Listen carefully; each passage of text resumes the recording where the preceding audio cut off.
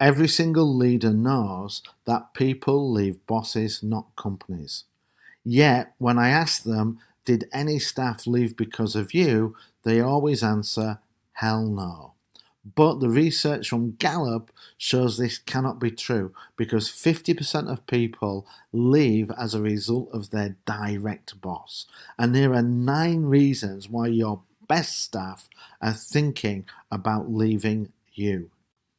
Number 1, you set impossible deadlines. Not only does this overwork your staff, but it also causes stress and can lead to burnout, which will make them resent you. As a leader, it's your job to set your staff up for success, and setting impossible deadlines, especially ones that require evening and weekend working, doesn't fall into this category. Take time to discuss and agree on the deadline with your team, as this will build trust and gets them to take ownership and increase accountability. Micromanagement. No one likes to be micromanaged. It's the number one complaint I hear from staff in companies that I consult for. Not only is it demoralizing and demeaning, but it also has a negative impact on their performance. Set goals, empower people, then stand back and let them surprise you.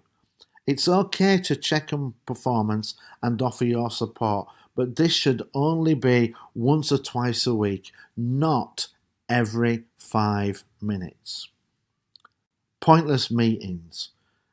Time spent in meetings is lost productive time, especially if that meeting is just about information sharing or not relevant for the people attending. I had a boss who held 4-hour meetings every single week, and even if we had nothing to discuss, he would stick to the 4-hour time. He even refused to allow people to have cell phones or laptops, so we couldn't ever do any work in those meetings. People hated it. Even worse, we got to the point where we resented the boss and no longer wanted to work with him. So review all your meetings, be brutal, and if they're not needed, don't hold them. If it's just information, send an email. And if you have to hold a meeting, schedule it for 50% of the time you think you need, and then find a way to deliver within that time frame. Your team will appreciate it and be more productive. Poor communication. It's true that knowledge can be power, but it doesn't necessarily mean that you should keep all that knowledge just to protect your position. People want to know what's going on. They like to be aware of the bigger picture. Keep your teams as informed as possible. It builds trust and it allows them to make better decisions because they have a better understanding. Failure to recognize achievement is one of the biggest gripes people have against their bosses. And what surprises me is that for something that has zero cost and a huge return, many leaders choose not to do it. When you recognize people, not only is it good for them, but it's good for you because what gets recognized gets repeated. And why wouldn't you want people to repeat good work? Recognition is a win-win strategy, and all it takes is for you to say, good job, well done. Poor performers. As leaders, as long as the team is doing well overall, it can be easy to ignore poor performers.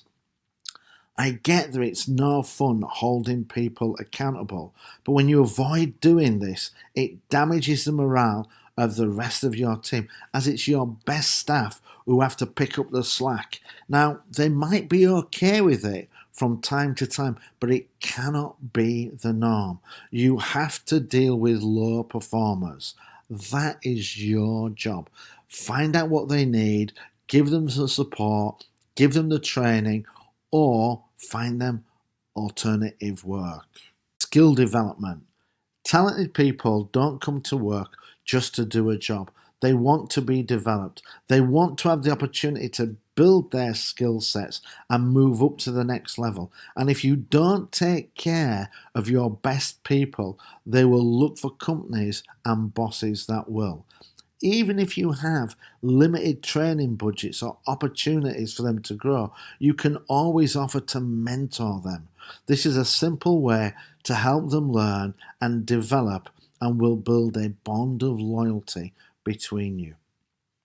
Intellectual challenge. Too many leaders want to be the hero, but to achieve success on a bigger scale, you need to develop heroes, and one way to do that is to involve them and challenge them. You don't have to hand over 100% of the bigger task to them. You can ask them to think about it, to come back with ideas and suggestions. We need to make sure we don't overburden people, but pushing them and challenging them intellectually will help them grow and stop them from becoming bored. Your most talented people will often do extra hours for the chance to be involved in something intellectually challenging. It was no fun. Just because there are tight deadlines, complex projects, or difficult customers, that doesn't mean there shouldn't be some fun in the office. Try and find a way to keep your teams laughing and smiling. Find a way to bring some fun into the office. Organise social events because teams that play together stay together. It's good for building and boosting morale. Remember, if you don't take care of your best employees, they will take care of themselves and look for new opportunities.